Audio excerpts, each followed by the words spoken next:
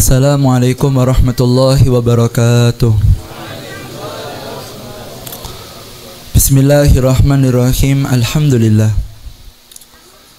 Alhamdulillahilladzi yakdifu idza sa'a fi qulubil muridina law'atal iradah wa yus'ijuhum ila suluki sabili sa'adah allati hiyal iman wal ibadah. Allahumma salli wa sallim ala sayyidina Muhammadin salatan taghfiru biha ad-dunub wa tuslihu biha al-qulub wa tantaliqu biha al-unsub wa talinu biha as-su'ub wa ala alihi wa sahbihi wa man ilaihi mansub. Subhanaka la ilma lana illa ma 'allamtana innaka antal alimul hakim. Rabbi shrah li sadri wa yassir amri wahlul 'uqdatam min lisani yafqahu qawli. Amin amin ya rabbal alamin. Alhamdulillah. Nikmat dari Allah Subhanahu wa taala di malam yang mulia ini, kita oleh Allah taala dikumpulkan di majlis yang penuh barakah. Semoga kedatangan kita di tempat ini menjadi sebab kesalahan kita dimaafkan oleh Allah taala. Semoga apa yang kita niatkan dan kita hajatkan barokahnya menyenangkan hatinya tuan rumah. Semoga antum pulang dengan hajat yang dikabulkan oleh Allah taala, dengan urusan yang dipermudah oleh Allah taala, dan harapannya semoga berkah solawat yang kita baca di majlis yang mulia ini menjadi penyebab umur kita ditutup dalam keadaan husnul khatimah bi khair wal afiyah. Amin ya rabbal alamin. Salawat dengan salam selalu tercurah limpahkan kepada junjungan kita baginda besar Nabi Agung Nabi Muhammad sallallahu alaihi wasallam.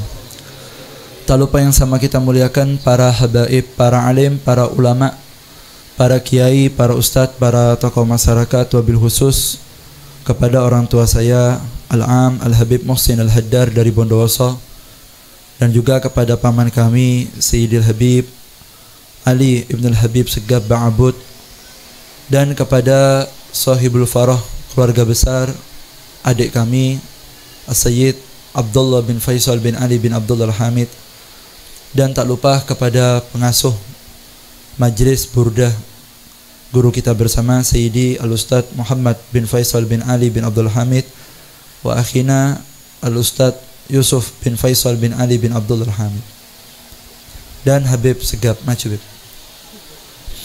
Lalu sini Bib, tak tembus. Maaf. Dan segenap para asatid dan sesepuh yang hadir di majelis ini, kita doakan semoga beliau semua diberikan panjang umur oleh Allah Ta'ala, diparingi sehat yang sempurna, dan semoga apa yang diniatkan disampaikan oleh Ta'ala. Amin ya rabbal alamin.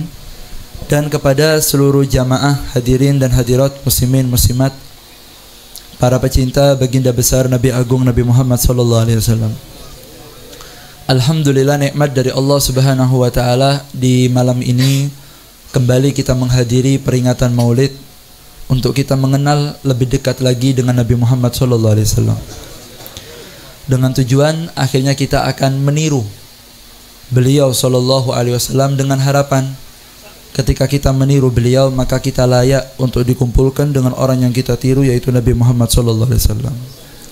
Man tasabbaha biqaumin fahuwa minhum.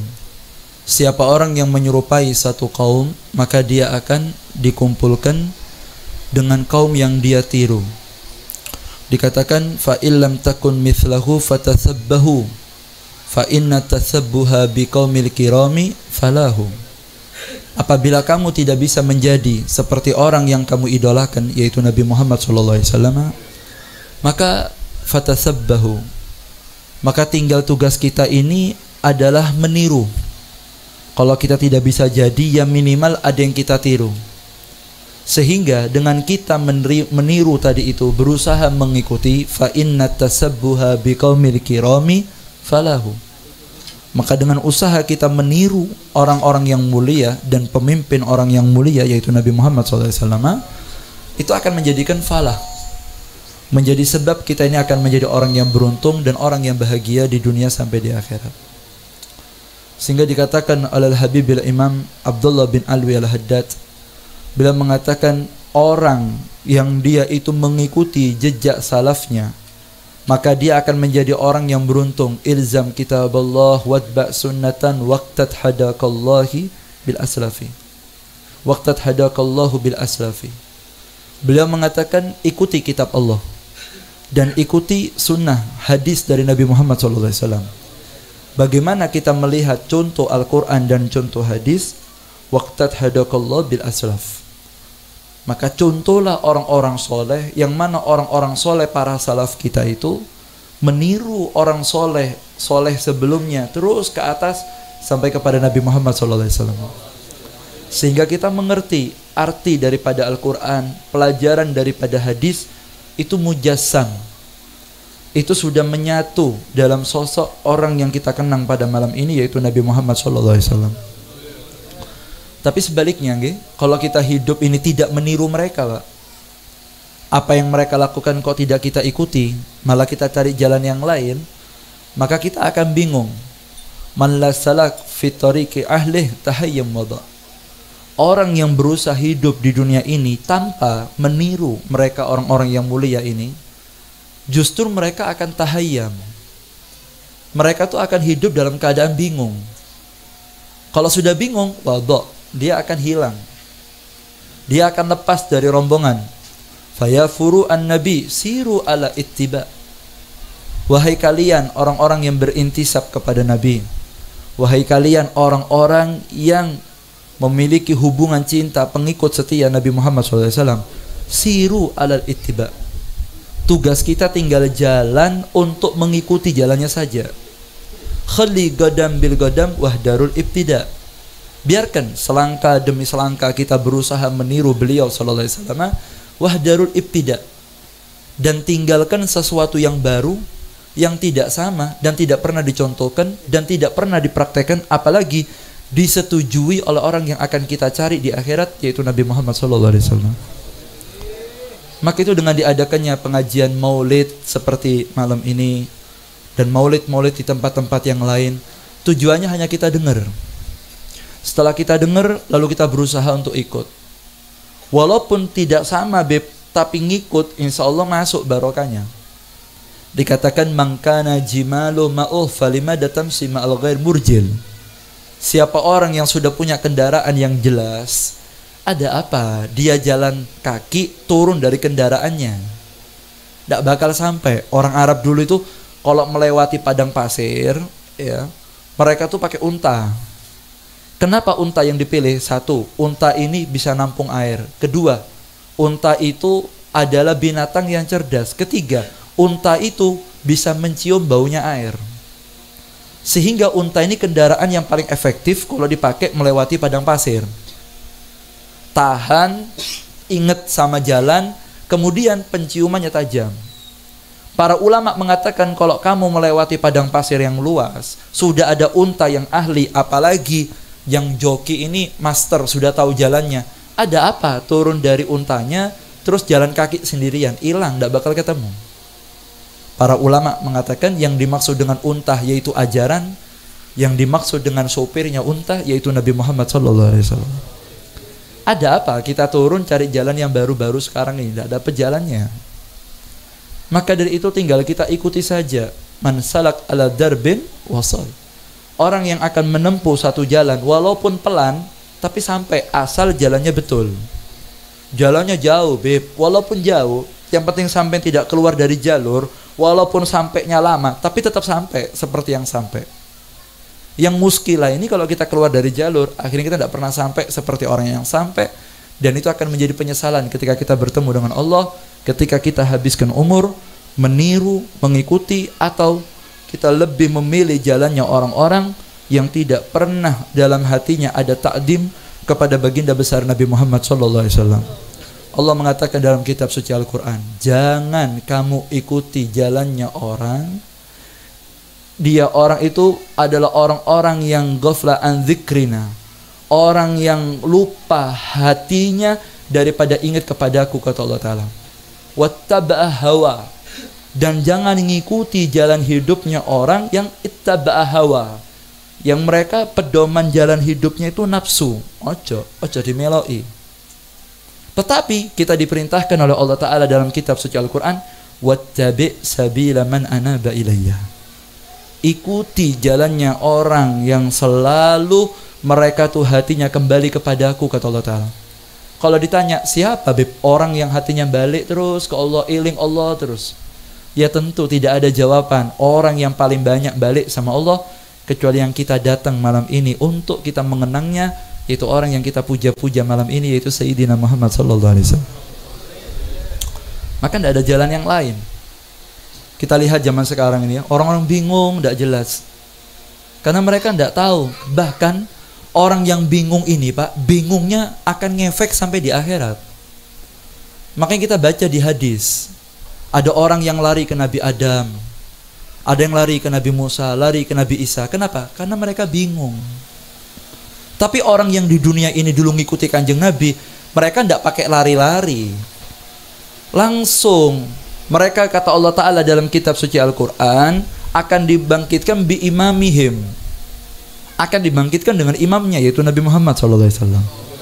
Orang yang di dunia ini sudah kenal sama beliau, ketika bangkit tidak pakai lari-lari, tidak pakai lari ke Nabi Musa, tidak pakai lari ke Nabi Isa, tidak pakai lari ke Nabi Ibrahim, tidak pakai lari-lari, langsung ke tujuannya, langsung di liwaul hamd, di bawah bendera Nabi Muhammad SAW.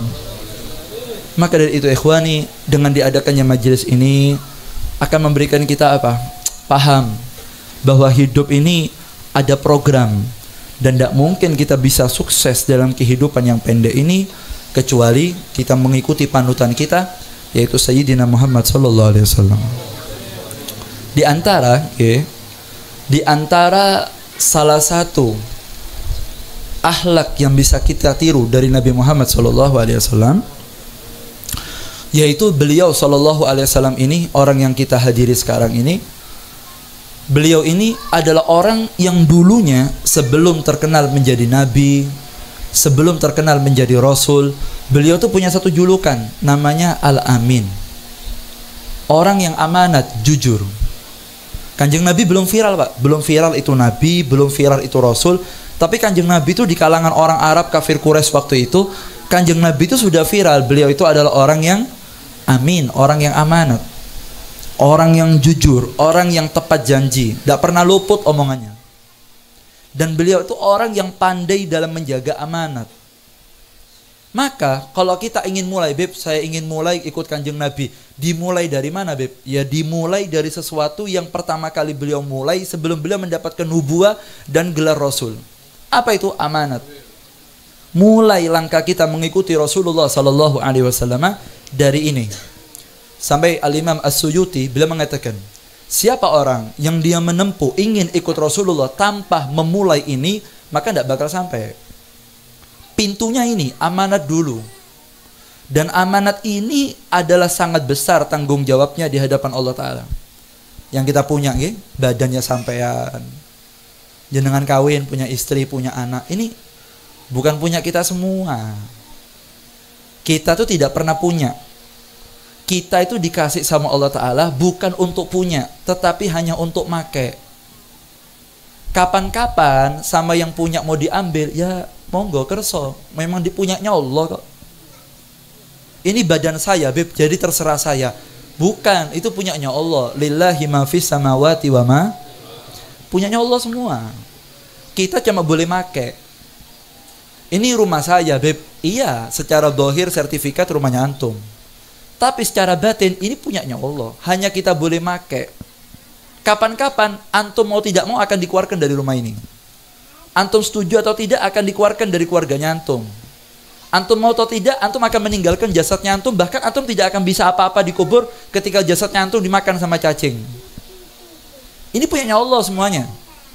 Nah, kalau orang wafat kita mengatakan inna lillahi wa inna ilaihi, kita ini milik Allah, dan akan tiba masanya kita akan pulang kepada pemiliknya, yaitu Allah Jalla Jalaluh.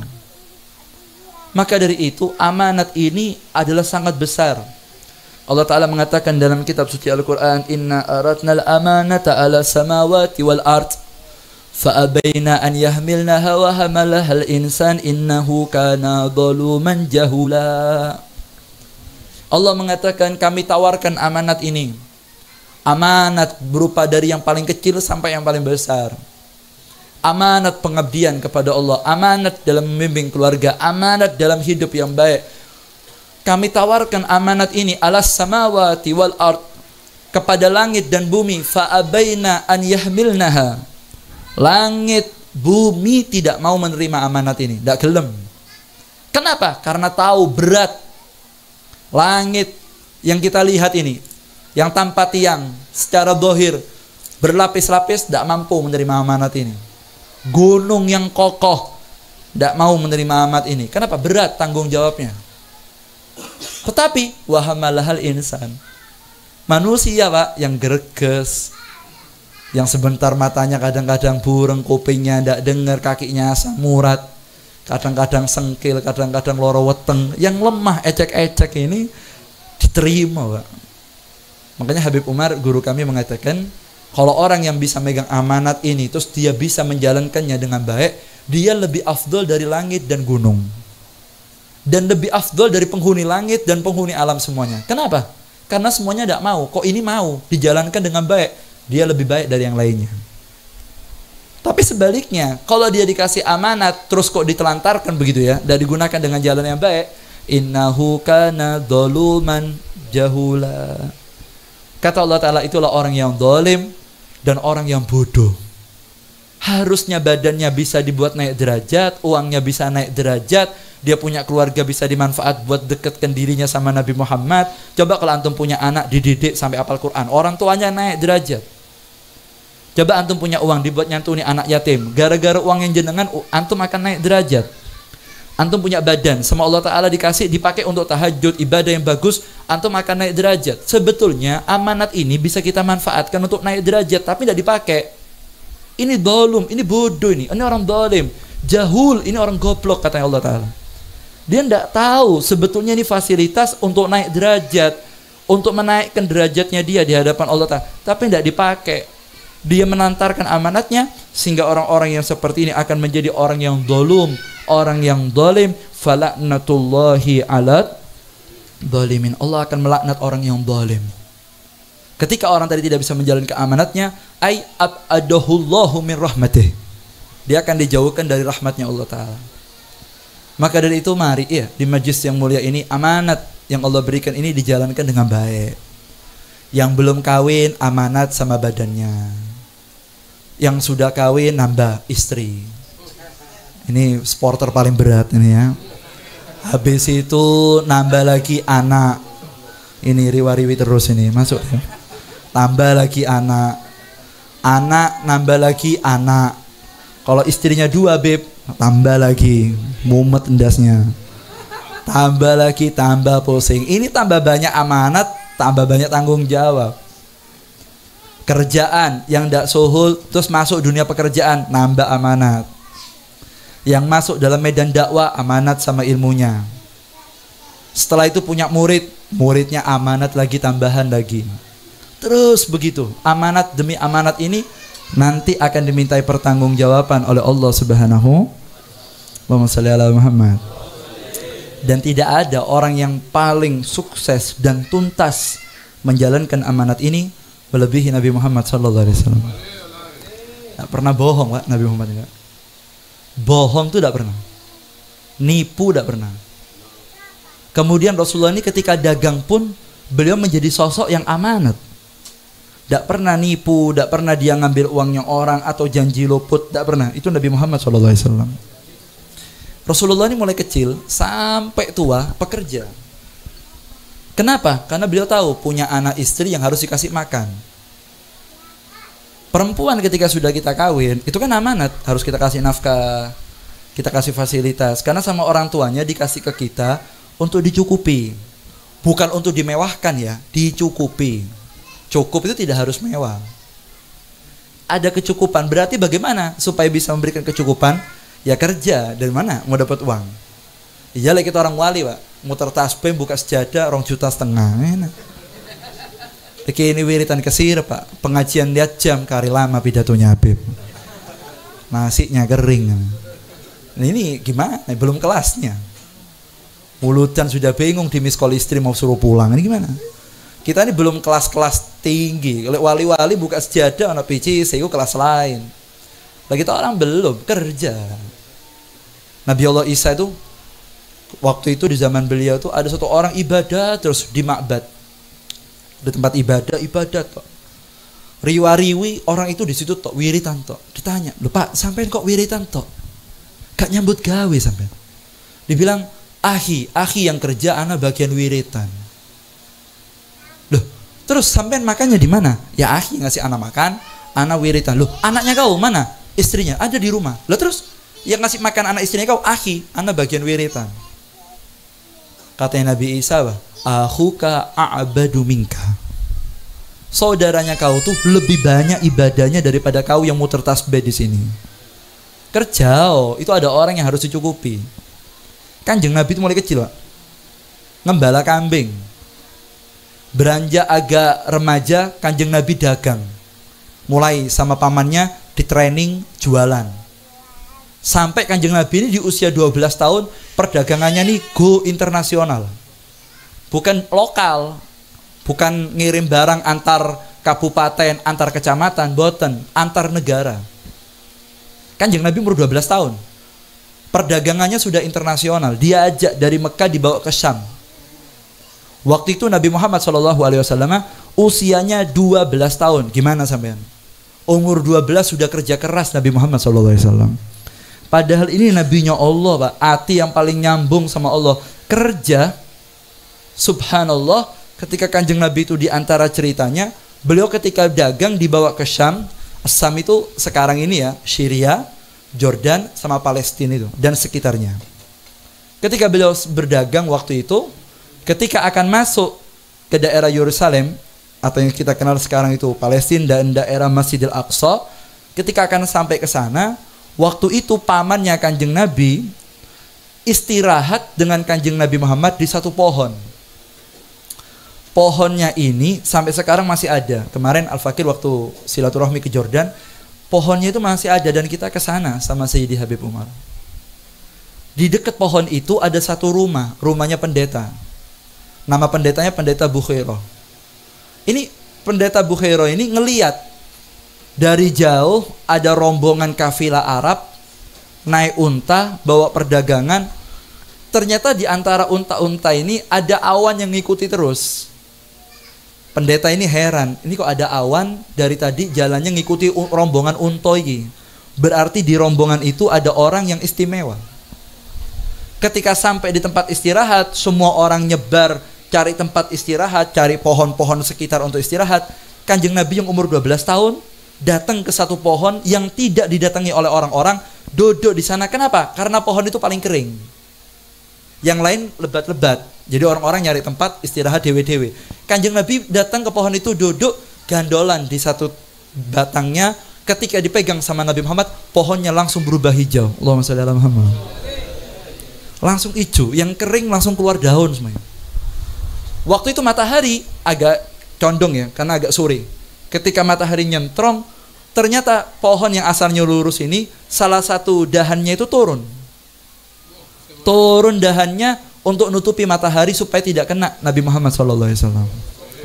Ini pendeta nih ngeliati, siapa itu anak kecil duduk di pohon itu dinaungi awan. Habis itu ketika sudah duduk di pohon, matahari tidak kena kulitnya, bahkan pohonnya jadi hijau dan menutupi anak ini. Ketika diikuti, ketika didekati, ketika disampai dekat pohon, noleh pendeta ini kepada Rasulullah. Ketika lihat mukanya langsung nangis. Kenapa? Karena lihat wajah yang dipenuhi cahaya dari wajah Nabi Muhammad SAW.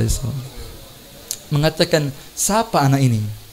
Pamannya Kanjeng Nabi bilang, ini ibni, anak saya. Lah, ini bukan anaknya kau. Laisa ibnak, ini bukan anaknya kau. Kau jangan bohong, ini bukan anaknya kau. Ndak, ini waladi, ini anaknya anak. Ndak mungkin kau punya anak seperti ini. Ini anak bukan anak sembarangan, masih umur 12. Berarti bukan mukjizat, tapi irhasot. Akhirnya pamannya Kanjeng Nabi bilang, iya ini keponakan saya, anaknya saudara saya, abahnya wafat, uminya wafat, mau tak bawa dagang. Katanya pendeta apa? Ayo ke rumah, ada yang mau saya bicarakan. Dibawa Kanjeng Nabi sama pamannya Kanjeng Nabi, makan di rumahnya pendeta itu. Ketika makan, di situ pendeta tadi bilang, wahai pamannya Kanjeng Nabi, pulangkan keponakannya antum ke Mekah. Kenapa? Kalau sampean teruskan perjalanan ini, ponakannya antum akan dibunuh. Bukan cuma saya yang tahu sama keponakannya antum ini. Kami para pendeta Yahudi sekarang ini nunggu kedatangan Nabi akhir zaman. Dan mereka sudah siap untuk membunuh anak kecil yang akan datang. Mereka sudah nunggu nih, sudah bawa pedang, siap bunuh anak yang akan datang sekarang ini. Dan saya saksikan Ternyata anak itu betul sebagaimana dalam kitab Taurat dan Injil, anak itu anak ini, yaitu Nabi Muhammad SAW. Pulangkan, jangan diteruskan maupun belum dibunuh. Akhirnya pamannya Kanjeng Nabi pisah rombongan, semua rombongan terus ke Palestina, khusus Kanjeng Nabi dengan ponakannya langsung pulang ke kota Mekah, tidak diteruskan. Temenan Pak, sampai di tempat pendeta-pendeta Yahudi di Yerusalem turun langsung geledah rombongan kafilah Arab, tanya, mana itu anak kecil? Mana anak kecil? Bilang tidak ada. Mana anak kecil? Tidak ada. Di mana? Oh ya pulang. Oh lolos kita. Ternyata anak yang dicari oleh orang Yahudi itu adalah Nabi Muhammad SAW. Matmulul Kisah, ya, cerita yang kita ceritakan dari sejak kanak-kanak 12 tahun. 12 tahun ini kecil. Kelas berapa kalau sekolah? Mungkin kelas 4 SD. 5, 6. Kelas 6 SD. Dagangnya internasional. Bukan antar toko ini ngirim barang, antar negara. Sampai lihat bagaimana Nabi Muhammad SAW sampai tua. Setelah itu beliau dagang kulaan sama Siti Khadijah, jualan sampai menikah, sampai akhir hayat beliau sudah tua, beliau menjadi pemimpin perang, dapat khumusul khumus dalam ghanimah. Halal itu rizki halal. Sehingga mulai kecil mengembala kambing, berdagang, sampai akhir hayatnya beliau menjadi sosok pedagang yang tangguh. Kenapa? Karena tahu di balik ini semua ada amanat yang harus dituntaskan, yang harus dijalankan, dan ini contoh yang diajarkan oleh Nabi Muhammad SAW. Maka dari itu mari ya amanat yang ada ini dijalankan dengan baik. Ya. Jangan sampai kita nanti naudzubillah min dzalik, amanat ini kita telantarkan, akhirnya justru karena kita pekerjaan tidak baik, menjalankan tidak baik, apalagi tercampur dengan barang yang haram, fa iyadu billah, ternyata keluarga kita yang kita saksikan seakan-akan mereka baik, ternyata ujung-ujungnya merekalah yang akan menarik kita ke neraka Allah Subhanahu wa taala. Sebagai penutup diceritakan bagaimanakah orang-orang yang tidak amanat ketika hidupnya ini. Penting ya, amanat ini penting. Sampai kalau sudah ketemu orang yang amanat ini enak ya. Mau transaksi sama orang yang amanat ini. Tapi kalau sudah ketemu orang yang tidak amanat, itu nggak ada sumpek dalam hati, tidak zen. Atau baca Al-Quran dari Al-Fatihah, Al-Baqarah sampai An-Nas. Carikan ayat Al-Quran yang paling panjang. Ayat apa? Ayat yang menceritakan masalah uang. Kenapa Bib? Kok ada cerita neraka, surga, Nabi Muhammad? Enggak. Karena kalau masalah ini bermasalah, semuanya bermasalah. Tapi kalau masalah ini baik, ayatuddin, masalah utang piutang. Karena orang yang masih punya tanggungan itu tidak bisa masuk surganya Allah Subhanahu wa taala. Yukfaru li sahidin kulla dambin illa den. Orang yang mati syahid dimaafkan semua dosanya kecuali utang. Kata ulama, utang ini halal, tidak tuntas, tidak masuk surga, apalagi nyolong yang haram. Mau ngoyo gimana tidak bisa kecuali dapat ikhlasnya orang yang pernah dia dolimi. Dan ini yang dikhawatirkan oleh Nabi Muhammad SAW. Dan Kanjeng Nabi tidak mau Pak sholat jenazahnya orang yang punya utang. Rasulullah tidak mau hadir. Kenapa? Karena kalau Rasulullah sholat orangnya dimaafkan. Dan Kanjeng Nabi kalau nyolati orang ini dolim. Kenapa? Akhirnya orang ini di akhirat tidak harus menunaskan tanggungannya. Makanya Kanjeng Nabi tidak mau. Rasulullah fulan wafat punya utang apa enggak? Tidak tanya fulan maksiat apa enggak, taat enggak, tanyanya utang. Itu fulan punya utang apa enggak? Punya. Khalas. Anak tidak mau sholat. Kalau sudah lunas baru. Kalau masih tidak dilunasi, punya utang, kau yang sholat saya tidak mau datang. Tahlilan apa, dzikiran, nanti saya doakan. Tapi kalau saya suruh datang sholat jenazah, saya Muhammad dilarang sama Allah untuk datang jenazahnya orang yang masih punya utang. Semoga rezeki yang berkah sama Allah Ta'ala ya. Diceritakan sebagai penutup, bagaimana diceritakan di akhirat nanti dalam Sahih, ada satu orang yang dia itu adalah orang-orang yang ahli ibadah. Orang-orang yang ahli ibadah. Ibadahnya bagus. Ibadahnya bagus, taat, Masya Allah, baik. Ternyata orang yang soleh ini satu saat ketika dia akan menuju surganya Allah Ta'ala, tiba-tiba ada satu orang datang. Ini Rasulullah yang cerita, bukan saya. Ada orang sudah mau dekat sama surga, ada satu orang lari di belakangnya, dipegang orang ini, dicekali, digandoli. Maka orang yang soleh tadi itu mengatakan sama orang yang megangi itu, mengatakan man anta falaisa baini wa bainaka ma'rifah fid dunya. Pak, sampean ini siapa? Kok megangi saya? Saya ini tidak pernah kenal sama jenengan. Kok saya dipegang-pegang? Apa katanya orang ini? Orang tadi mengatakan, lah, saya sama kamu pernah kenal. Tidak pernah kenal. Pernah kenal. Tidak pernah kenal. Kenal. Kunta tarani ala munkarin fi ayyamid dunya falatanhani. Dulu kamu lihat saya ketika di dunia pernah ngelakoni maksiat di depan kamu. Falatanhani, kamu nggak melarang saya. Kamu pernah kan lihat saya tidak sholat? Iya. Kamu tahu kan dulu saya tidak Jumatan? Iya. Kau tidak negur saya.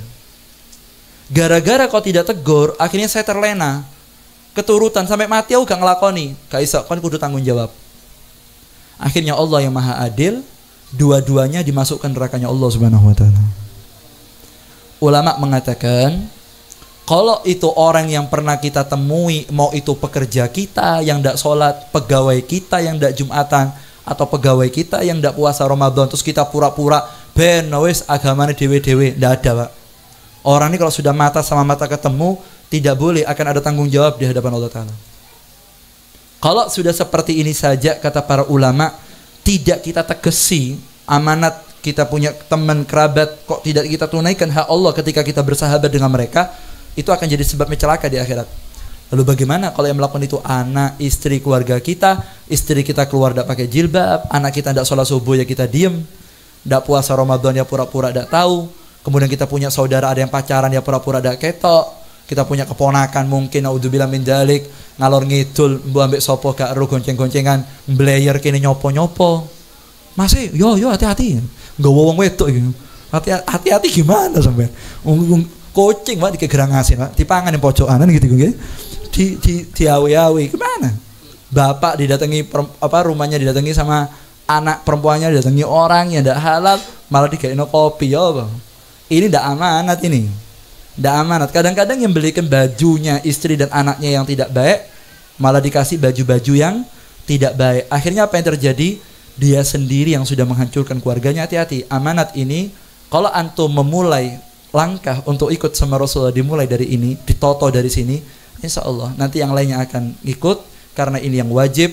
Setelah itu akan datang keberkahan dari Allah Subhanahu wa ta'ala. Itu mari ya. Oke, tutup keluarga kita, sholatnya diperbaiki, terus amanat ini dijalankan dengan baik. Kalau antum membelikan baju istrinya antum, belikan baju hadramut. Apa baju hadramut itu, Beb? Yang nutup. Karena wanita solihah itu di luar adalah hadramut, di dalam adalah Bollywood. Nggih, harus iki ya. Dadi lek ape metu tukokno kelambi sing hadramut.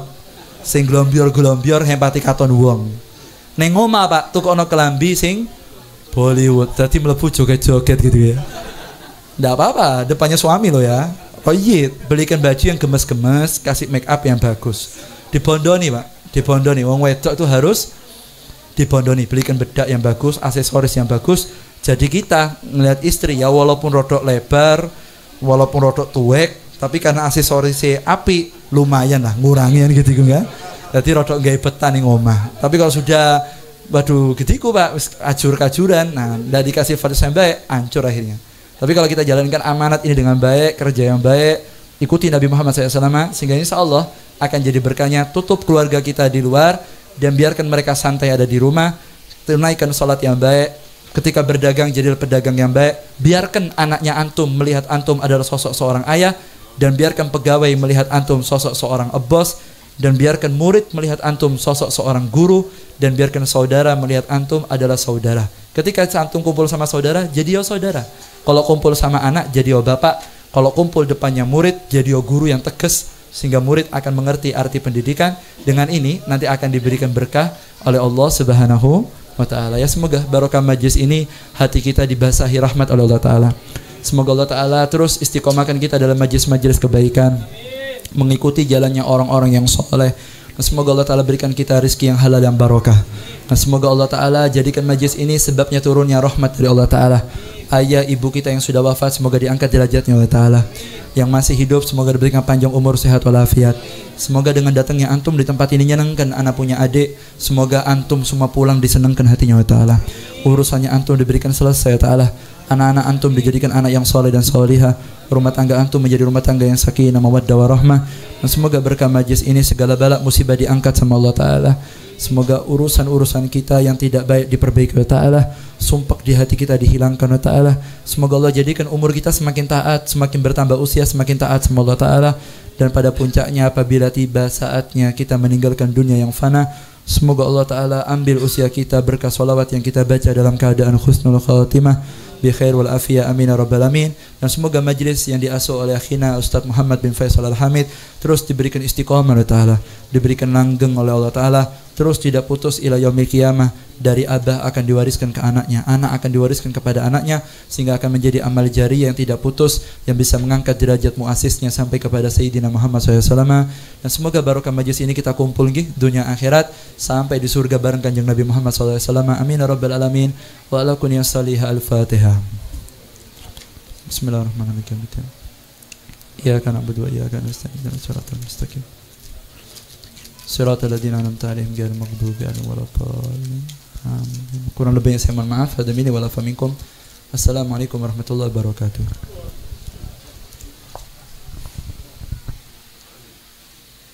Qal